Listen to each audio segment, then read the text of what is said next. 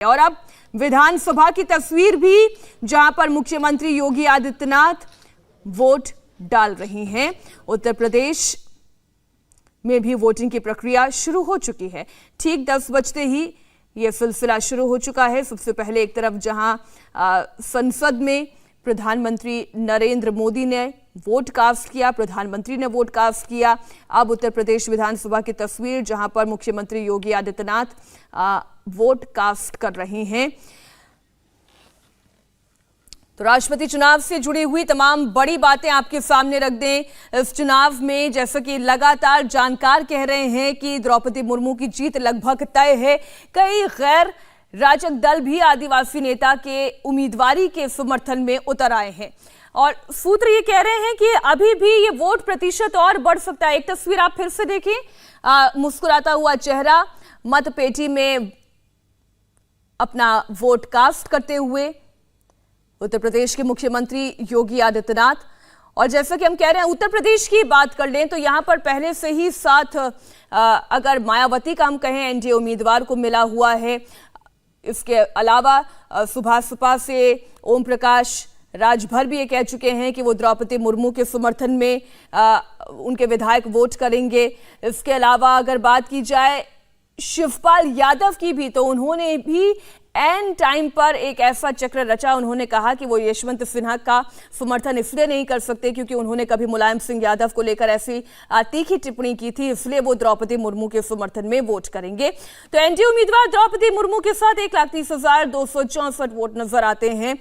Vote value के लिहाज से ताकतवर नजर आती हैं एनडीए की उम्मीदवार। एक बार फिर ये तस्वीरें आप देखिए, उत्तर प्रदेश विधानसभा से आ रही है। देश के शीर्ष संवैधानिक पद के लिए इस वक्त विधायकों की और सांसदों की वोटिंग शुरू हो चुकी है।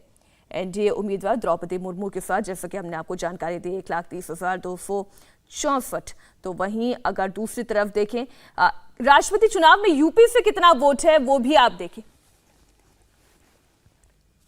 देवेंद्र हमारे साथ जुड़े हुए हैं। चलिए पहले यूपी की बात कर लेते हैं। देवेंद्र, देखिए सांसदों की वोट वैल्यू और विधायकों की वोट वैल्यू दोनों अलग अलग हैं, लेकिन अगर केवल उत्तर प्रदेश विधानसभा की हम बात करें, क्योंकि इस वक्त योगी आदित्यनाथ वोट कास्ट कर रहे हैं, सबसे बड़ा राज्य, सबसे ताकतवर राज्य, और चुनौती ये कि जितने बीजेपी के विधायक हैं वो तो करें ही करें, उसके अलावा और कितने कर सकते हैं उसकी भी ताकत बढ़ाए बीजेपी की कोशिश तो यही कम से कम। बिल्कुल मीनाक्षी, और सत्ता पक्ष अपोजिशन की आप लड़ाई देखें तो इसमें रिजल्ट को लेकर नहीं है, बल्कि मुख्यतः इस बात को लेकर है कि जो परसेप्शन की लड़ाई है उसे आप कैसे हैंडल करते हैं। और अभी तक का जो डेवलपमेंट है उसमें आपको ये समझ में आएगा कि अपोजिशन उसमें काफ़ी पिछड़ता हुआ नजर आ रहा है। जैसे उदाहरण के तौर पे आप देखें कि जिस उत्तर प्रदेश को लेकर उसमें अपोजिशन, जैसे अखिलेश यादव के अपने सहयोगी ओम प्रकाश राजभर वो छिटक जा रहे हैं, बसपा जो कि अपोजिशन में है वो वोट नहीं कर रही है। दूसरी तरफ यशवंत सिन्हा के अपने राज्य झारखंड की बात करें तो वहाँ पर जिस दल के साथ अपोजिशन की सरकार है, जेएमएम की राष्ट्रीय राजनीति के हिसाब से अपोजिशन की सरकार, वो उन्हें वोट नहीं कर रही है। मतलब यशवंत सिन्हा अपने राज्य में अपने सत्ताधारी पार्टी का, जिसके साथ उन लोगों का गठबंधन है, उसका वोट हासिल नहीं कर पा रहे हैं।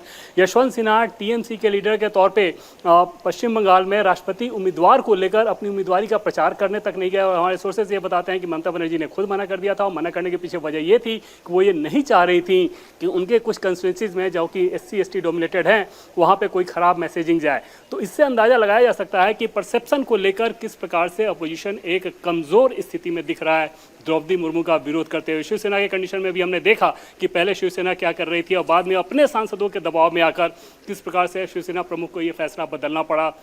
बीजेडी की बात करें तो बीजेडी ये अफोर्ड नहीं कर सकती थी कि उसके राज्य की ट्राइबल महिला को राष्ट्रपति पद का उम्मीदवार बनाया जा रहा है, वो उसे सपोर्ट ना करें।